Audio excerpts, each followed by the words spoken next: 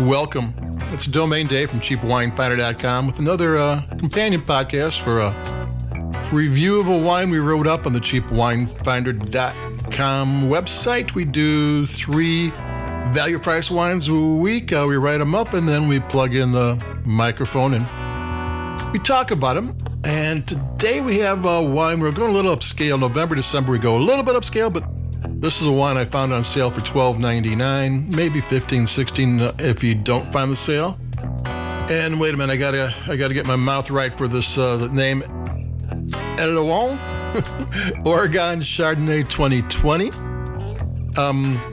Elouan is a French boy's name. If you look at it, it's Elouan. Elouan, you can pronounce it any way you want to. It means light, and in this case, it means clear light because it's from Oregon, and it's from coastal Oregon. It's not from, Willamette Valley for Pinot Noir is a big thing, but Oregon, there's a bunch of coastal vineyards up and down the coast, north, central, and the south, and they each have different characteristics, and they're blending all 3. They took it from each area and blended it together, so you're going to get a little bit of a complex wine from Oregon, and it's cold up there, especially in the mountains in the Pacific Ocean. The currents on the coast run from the Arctic on down. So Oregon is the first U.S. one that gets the cold one, and then it gets Washington, and then you get Mendocino and Sonoma and Monterey down to Santa Barbara, and it gets the currents warm up a bit as it goes down, and it gets pretty cold up in Oregon. I'm gonna take a sip.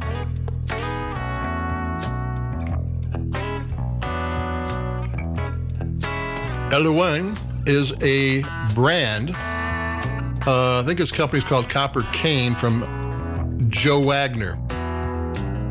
If that doesn't ring a bell, Joe Wagner is one of the sons of the Wagner family, who are 5-6 generations in Napa Valley and make Caymus.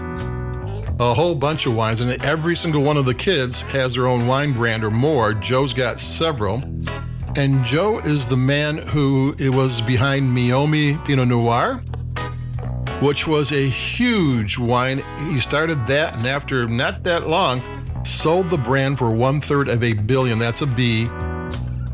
Joe Wagner. So you know who he is. And I've got a link to Copper Cane, which is his company, on the website, and you might want to check it out. Actually, you just want to check out Wagner Family Wines. There's a whole bunch of good wines in there. And this is a wine that is made with high-end production techniques. It's whole cluster. Whole cluster means to keep the stems and everything together when they press it. It's thought that's something they do with Pinot Noir. They do it with high-end wines. They think that all the flavor, by separating everything, all the stems and the twigs from the grapes, you're losing something. So pressing it means you get all the flavor. It was barrel fermented in French oak barrels. No stainless steel here. Stainless steel is used a lot, especially with under $20 wines, even above.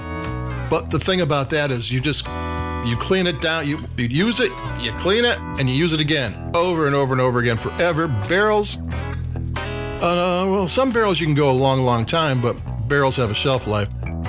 And they barrel fermented it in 50% French oak barrels, and that's expensive, brand new. 50% were I should say that better, 50% new French oak barrels. French oak barrels are expensive. You can use the other used ones because, but they did it for 14 months. So that's like a full aging process.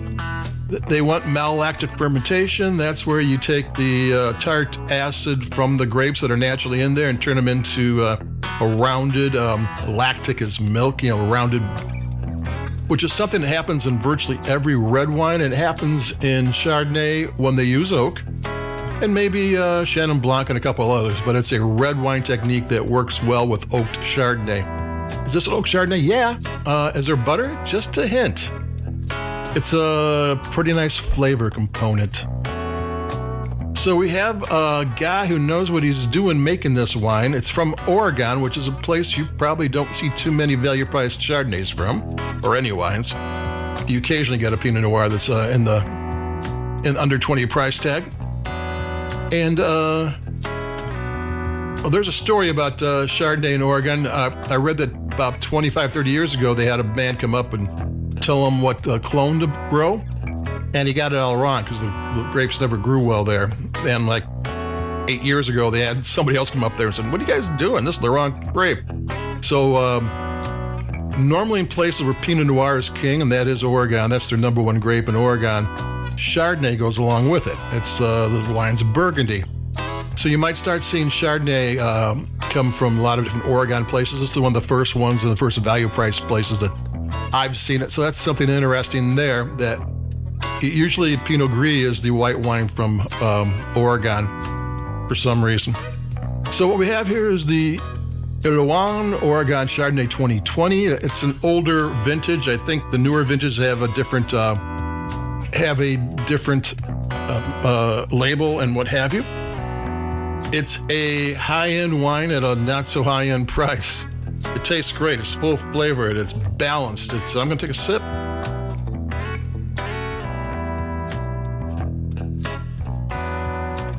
It's a good Chardonnay. I mean, if you're into Chardonnay and you want something a little bit different, and if you like full flavored, yeah, this is it. You're going to like this one. So that's it for me, Domain Dave, cheapwinefinder.com. Keep it cheap. I've got a weird wine coming up. It's I always say that any wine with a skull on the label is a good wine. So I found a wine with a skull on the label. And it's an organic, very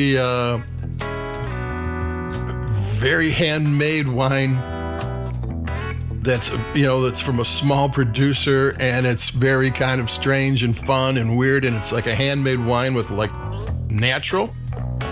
That's under $20, which, sometimes you think all value-priced wines are factory wines. Well, no. I've got a wine that proves that's not true. So again, keep it cheap. Adios. I'll be talking to everybody in a couple of days. So adios. Bye-bye.